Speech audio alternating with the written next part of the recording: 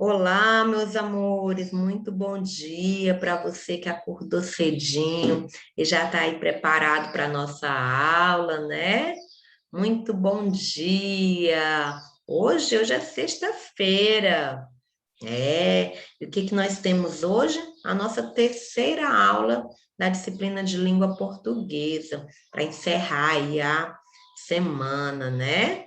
Pronto, foi uma semana maravilhosa, uma semana muito proveitosa, né? Nós conseguimos trabalhar aí bem nas nossas aulas e eu adorei, uma semana de muito aprendizado, né? Bom, já que nós estamos falando sobre a língua portuguesa, né? Então vamos pegar aí o nosso livro de língua portuguesa e você tem que deixar logo aí do lado o livro, o paradidático Arthur, né? Arthur não é diferente, e também o livro Trabalhando a Literatura, porque nós temos também atividades nesse livro. Então, nessa aula, nós temos língua portuguesa e paradidático. Mas vamos começar com a língua portuguesa. Peguem o livro de língua portuguesa. Vamos abrir na página 98. 98. E eu preparei aqui um slide para a página 98. Então, você pode também estar acompanhando o slide da página 98, né? Então, tanto faz você acompanhar do livro como acompanhar do slide. O importante é que na hora que eu estiver falando, você leia junto comigo. Ah, tia, mas se eu ler junto com você, eu vou atrapalhar a sua voz. Lê só com a mente, lê sem falar, tá certo? Vamos lá. O boi da cara preta, é um texto de Socorro Miranda. O menino adorava o boi, o qual conhecia desde pequenininho. Os dois se entendiam muito bem. Tinham quase a mesma idade. Acho que essa amizade se deve às cantigas de Niná, que é a empregada da fazenda e ama de leite de Mateus, Catrina, todas as noites cantava para ir dormir. A música de que ele mais gostava era boi, boi, boi, boi da cara preta, pega esse menino que tem medo de careta. Boi, boi, boi, boi da cara preta, pega esse menino que tem medo de careta. Uma noite, perto do Natal, Mateus acordou com uma música alta, vinda do terreiro, na frente da casa. Era o som de sanfona, rabeca, zabumba, reco-reco, ganzá e pandeiro. Uma belezura de música. O menino deu um salto da cama e correu para o alpendre da casa. Lá estava um Bumba Meu Boi, com seus personagens humanos, animais e os seres fantásticos. O capitão, o Mateus, a Catrina, o Bastião, a pastora, o pajé, o boi, a burrinha, a ema, o morto carregando o vivo, o babau, o mané pequenino e o jaraguá. O povo fazia uma roda no terreiro e no centro os brincantes encenavam a história do boi, com muita música e dança. Então, gente, estava acontecendo uma roda, né? Lá no terreiro chamado Bumba Meu Boi. É a encenação da história do Bumba Meu Boi. Mateus estava impressionado com aquela brincadeira, nem piscava, não perdia nenhum detalhe da história, que era muito parecida com a que Catrina contava para ele antes de dormir. Sabes, Mateus, tens o nome de um personagem do Bumba Meu Boi, dizia ela, começando a história. Conta-se que a negra Catrina estava grávida e desejou comer a língua do boi. Conta-se de um boi mais bonito da fazenda.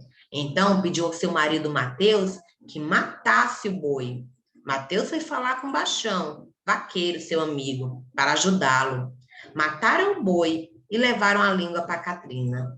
Só que o capitão, dono da fazenda, resolveu dar uma festa e foi escolher um boi para matar. Quando chegou ao curral, deu por falta do seu melhor boi e disse para Mateus e Bastião: se meu boi não aparecer, eu dou cabo de vocês dois. Os dois, desesperados de medo, foram falar com o pajé para ressuscitar o boi. O pajé aceitou, mas teve muita dificuldade com os seres fantásticos: o babau, o jaguar, o morto carregando o vivo e o mané, pequenino, que tentaram atrapalhar de todo jeito a ressurreição do boi. Depois de muita reza, muita benzedeira, o boi ressuscitou e foi aquela festa, pois Mateus e Bastião escaparam da raiva do capitão. Quando o menino foi se banhar, para descansar um pouco, ouviu o pai conversando com Bastião, o vaqueiro da fazenda. Olhe, Bastião, pode matar o boi para alimentar essa gente toda. O dia vai ser só de festa. Sim, senhor, patrão. O menino, quando ouviu aquilo, saiu correndo à procura de seu boi, Estrelinha. Não matem Estrelinha, o meu amigo. Sonhou com a história do Bumba Meu Boi, cujo boi era Estrelinha, que morria e ficava sem a língua. Um sonho horrível, até que no sonho Estrelinha ressuscitava. Ele sentiu, de repente, um fungado no cangote e acordou com Estrelinha cheirando. Então, meus amores, a história dessa criança, do Mateus, ela viveu uma história e na mesma hora alguém contava uma história para ele. Então, essa história que a Catrina contou para ele, que existia a Catrina que estava grávida, que era casada com o Mateus, é a história contada nessas festas de Bumba Meu Boi. A história contada nas festas de Bumba Meu Boi é que realmente uma mulher que estava grávida pediu para o marido a língua de um boi, ela queria comer a língua de um boi, era desejo de grávida. E o marido atendeu, pediu ao amigo, né, que matasse o boi. Só que o boi não era dele. Quando o dono da fazenda chegou, queria porque queria o boi vivo, né? Então, os dois, né, tanto o Mateus como o Bastião, eles tiveram que fazer muitas coisas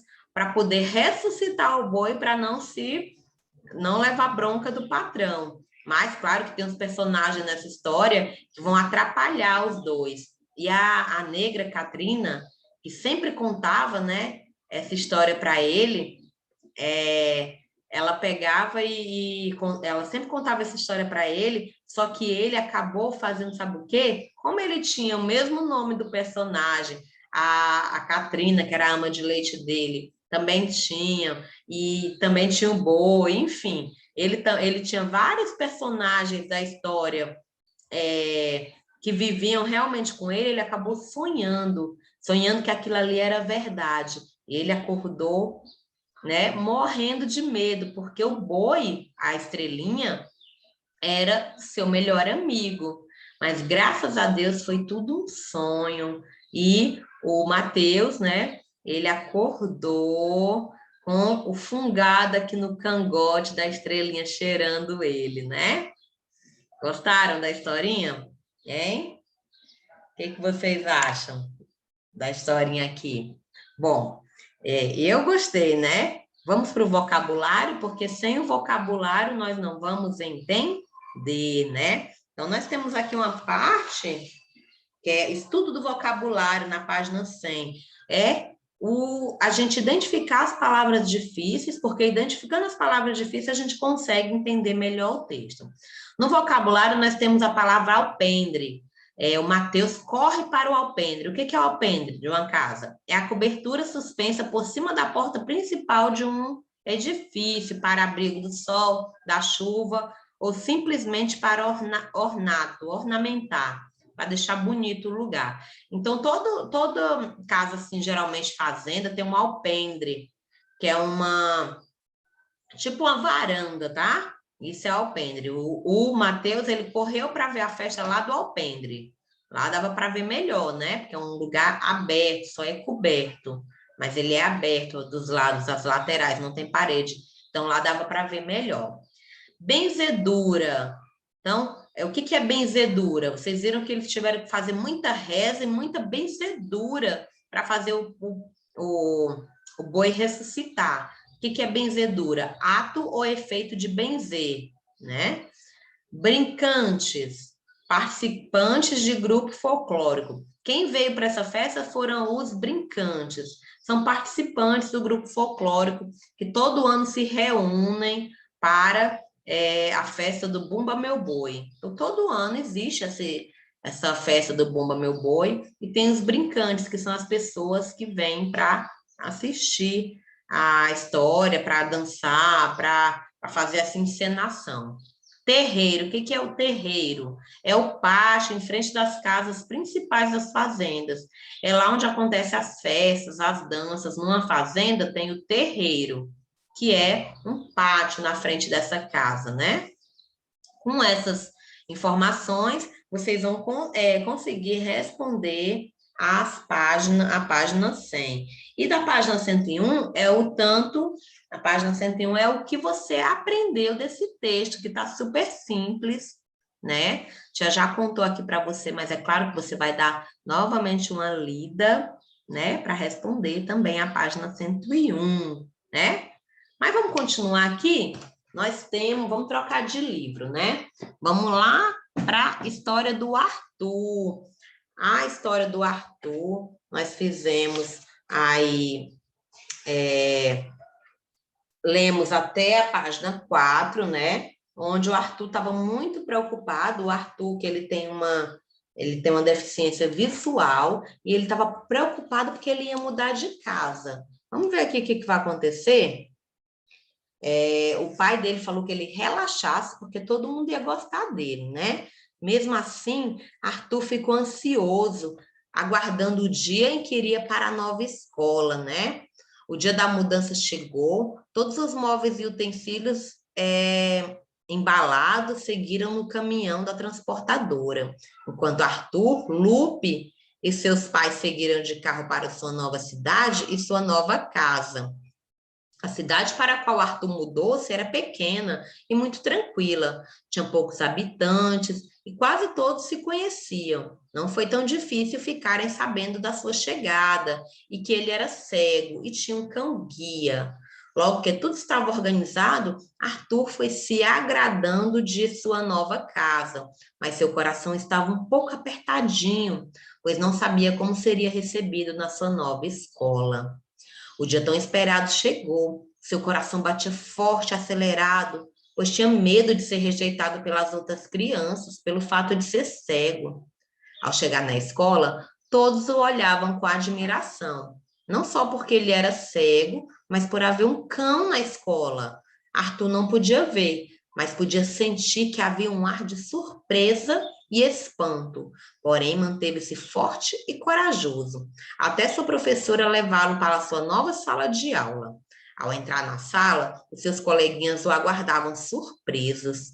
A professora tratou logo de apresentar Arthur à turma. Bom dia, turma. Esse aqui é o Arthur, nosso novo coleguinha, e o seu cão Lupe. Por favor, cumprimentem-no. Bom dia, Arthur e Lupe, repetiam todas as crianças. Arthur é uma criança com deficiência visual, mas isso não o torna diferente de todos nós. Portanto, devemos respeitar e amar o nosso coleguinha.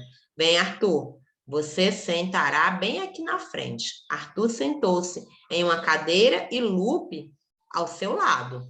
Mesmo as crianças recebendo com carinho, ele percebeu que havia um clima tenso e logo teve uma ideia.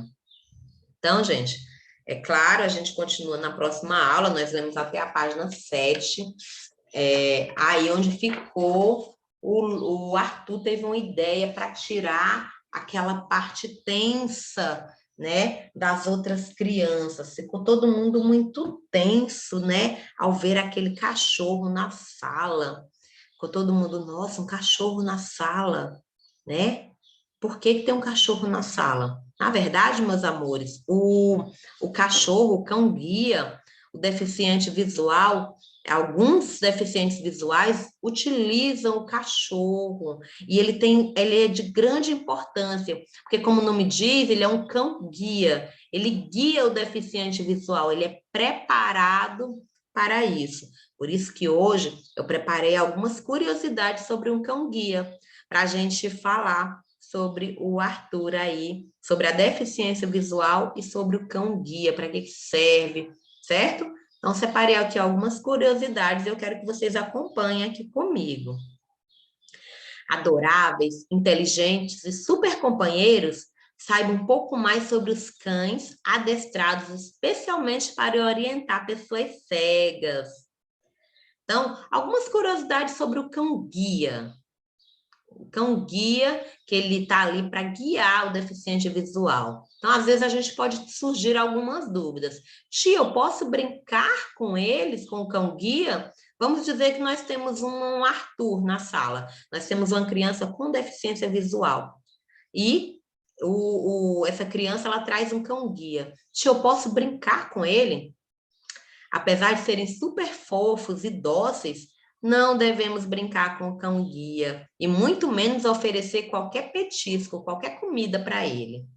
Lembre-se de que ele está ali a trabalho e não deve se distrair.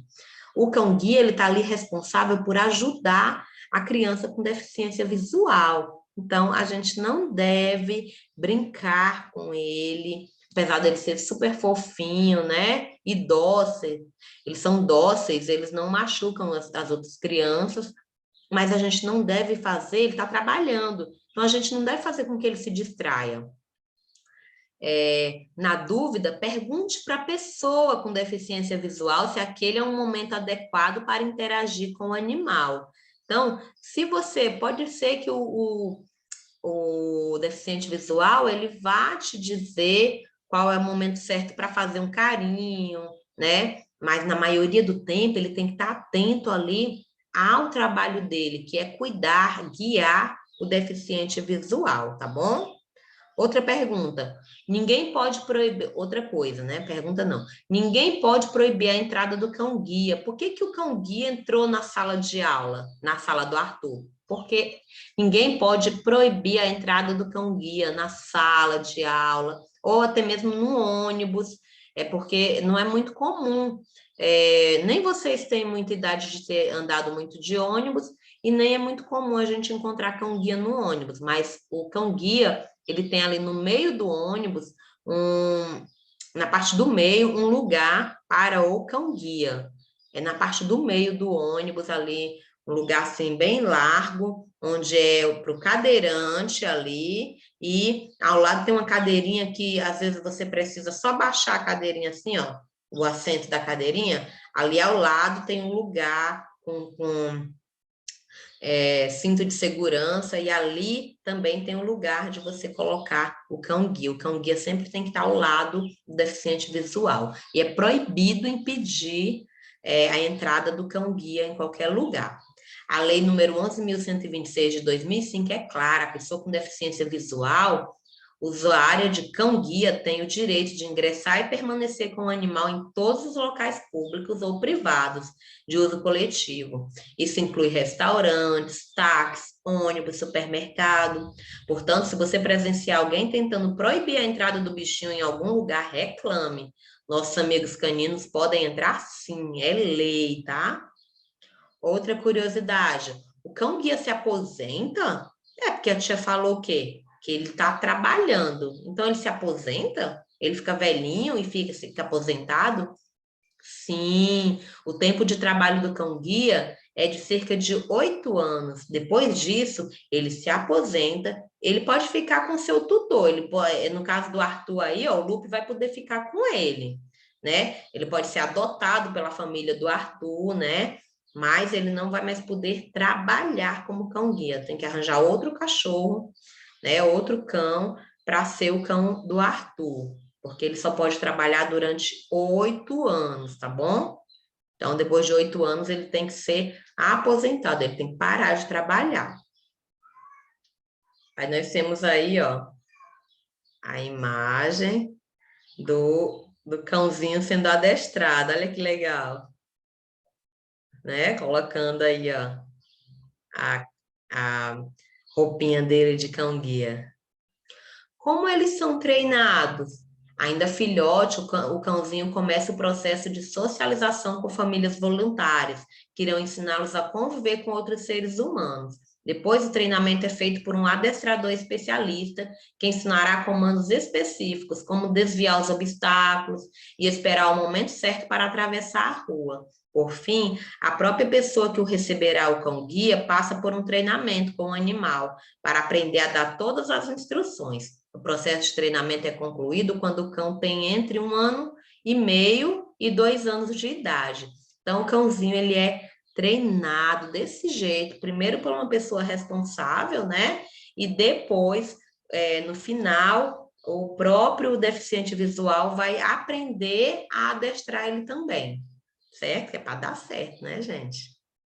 Olha aí, olha que lindo, ó. Olha, esses são cães-guias. Qualquer raça pode ser treinada para cão-guia? Será, gente, que qualquer raça pode ser cão-guia? O Labrador e o Golden Retriever, eu não sei falar esse nome, tá? São as raças mais utilizadas, mas também é possível treinar pastores alemães ou borders. Normalmente são escolhidos cachorros de temperamento dócil e de médio ou grande porte, pois eles precisam ter força para guiar os humanos, né? Para guiar as pessoas. Então, ele tem que ser um cachorro grande, porém dócil, mansinho, tá? Nem toda pessoa cega se adapta ao cão-guia. O cão-guia é capaz de realizar um trabalho incrível e mudar a vida de uma pessoa cega, mas nem todas se adaptam a eles. É o caso da Andréa Queiroz, revisora Braille da Fundação Dorina.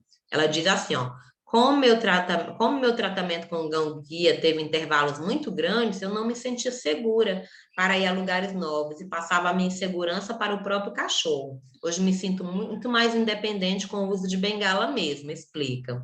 Então, ó, tem pessoas cegas que elas não se adaptam ao cão-guia, não confiam, mesmo que passa por treinamento, ela não confia. Então, essa pessoa aí que está dizendo, está entrevistada aí, ela disse que ela prefere a bengala, porque ela não se adaptou ao cão-guia e ficou assim, com medo. E ela passou essa insegurança para o cachorro, entendeu? Então, ela não se adaptou. Quanto custa um cão-guia? De acordo com o Instituto Íris, uma das instituições especialistas em cães-guias no Brasil, custa para preparar e doar um animal de aproximadamente 35 mil. Então, devido ao alto custo, o cão-guia ainda é um recurso pouco acessível. Atualmente, existe cerca de 150 deles no Brasil. O tempo de espera para receber um pode chegar até 3 anos. Então, assim, ter um cão-guia é caro, portanto, nem todas as pessoas, lembra que eu falei que não é comum eles entrarem em ônibus, né? Porque se a pessoa tem 35 mil, provavelmente ela não anda de ônibus, porque um cão-guia ele é caro, né? Tá certo?